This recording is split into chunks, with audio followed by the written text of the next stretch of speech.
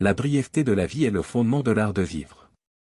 Dans De la brièveté de la vie, Sénèque reproche aux hommes de perdre leur temps dans d'illusoires conquêtes ou de futiles loisirs, de telle sorte que leur vie s'écoule comme un chemin qu'ils parcourent sans le voir, perdus dans leurs pensées. Or, il faut combattre le temps par la promptitude à en user pour les activités qui allongent et donnent son sens à la vie. La brièveté de la vie est couramment négligée. Sénèque remarque que les hommes, ceux de la multitude comme les plus puissants et les plus sages, se lamentent que la vie est trop courte, et qu'elle les abandonne alors même qu'ils commencent seulement à vivre. Or, la responsabilité de la brièveté de la vie revient à l'individu, car il dépense mal son temps.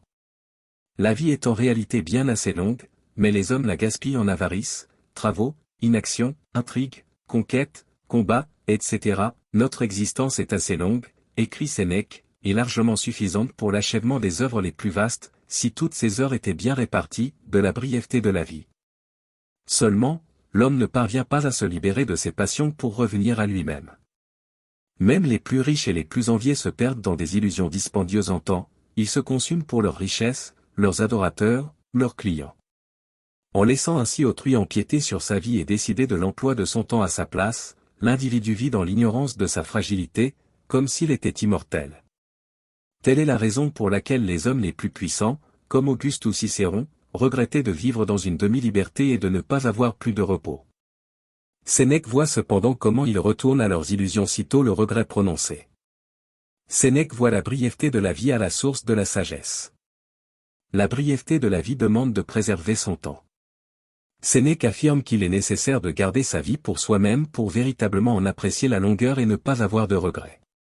Rien, en dernière instance, ne vaut suffisamment pour être échangé contre le temps. Le philosophe compare l'homme économe de son temps à un convive repu qui, ayant tout goûté à satiété, ne désire plus d'autre mets. Pour sa part, l'homme ignorant de la brièveté de la vie est semblable à un riche qui dissipe inconsciemment sa fortune, il vieillit sans s'en rendre compte, il dure, mais ne vit pas vraiment.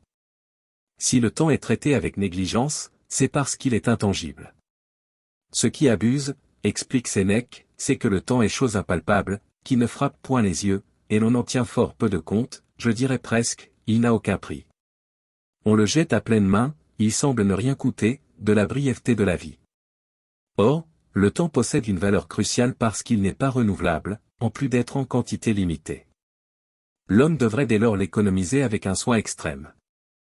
Pour ce faire, il faut regarder le passé avec recul, habiter le présent et ne pas attendre, c'est-à-dire ne pas différer de vivre. Sénèque recommande de vivre chaque jour comme toute sa vie afin de ne pas appréhender le lendemain, et de se mettre ainsi à l'abri du sort. La brièveté de la vie demande de se consacrer à la sagesse. Sénèque considère que le sage est le seul qui sache vraiment vivre, car il donne son temps au seul vrai loisir.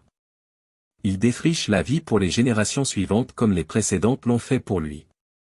En donnant ainsi, comme un ami, la richesse de ses pensées par l'intermédiaire de son œuvre, il ouvre les perspectives et le temps, en dessinant une vie qui ne périt point, il est une porte vers l'immortalité.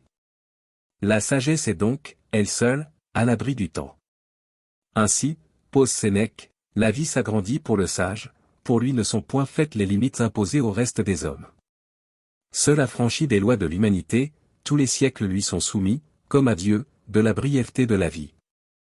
En revanche, les individus dépourvus de sagesse ont un rapport conflictuel au temps, ils se plaignent même parfois de ce que la vie est trop longue, et ils cherchent alors à l'abréger par crainte de la mort, même leurs joies sont gâchées, ils sont malheureux alors qu'ils devraient être heureux parce que mille sources d'inquiétude les privent de repos et les poursuivent jusqu'au seuil de la mort. Tout homme très occupé et mu par l'ambition a en réalité une condition misérable, c'est pourquoi Sénèque recommande à Paulinus, son beau-père, de ne pas se laisser absorber par sa carrière publique.